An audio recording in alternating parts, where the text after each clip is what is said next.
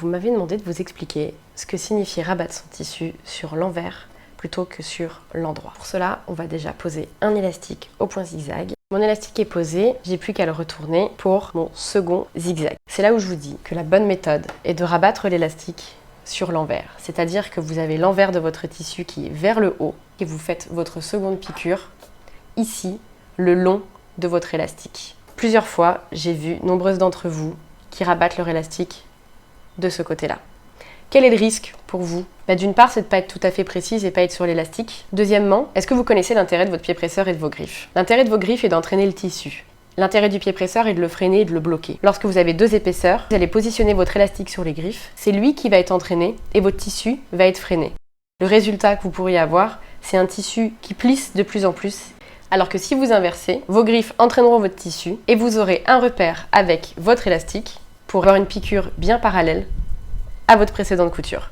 Je me place bien au bord de mon élastique de sorte que mon zigzag puisse fixer mon élastique. Pour cela, il est important de voir votre élastique. Pour éviter d'avoir ce type d'erreur quand vous posez votre élastique, pensez toujours à tirer avec votre main gauche sur votre élastique, pas trop tirer, mais du moins à le positionner.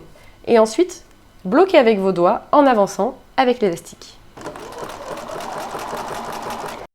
Je dis toujours que lorsque vos doigts touchent le pied presseur, c'est qu'il est temps d'arrêter, de se repositionner et d'avancer.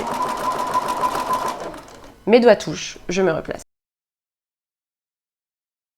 Et surtout visuellement, faites toujours bien attention à ce que votre tissu ne dépasse pas de votre élastique, sinon c'est que vous êtes en train de créer un défaut.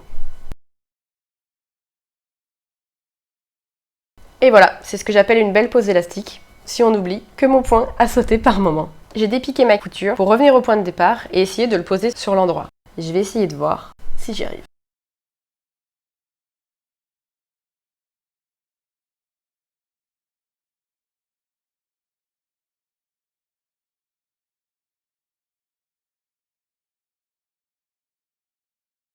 Hormis ma machine qui a décidé de pas fonctionner aujourd'hui, sincèrement je trouve que le résultat est beaucoup plus moche parce qu'on voit que mes lignes partent dans le sens de mon pied presseur. Après, est-ce que de l'autre côté, ouais, c'est bien ce que je craignais. De l'autre côté, je suis à peine sur mon élastique par moment. Sincèrement, je trouve ça beaucoup plus difficile et je vous conseille largement d'utiliser ma technique qui est celle qu'on utilise dans les ateliers de couture d'ailleurs. À bientôt pour de nouvelles astuces.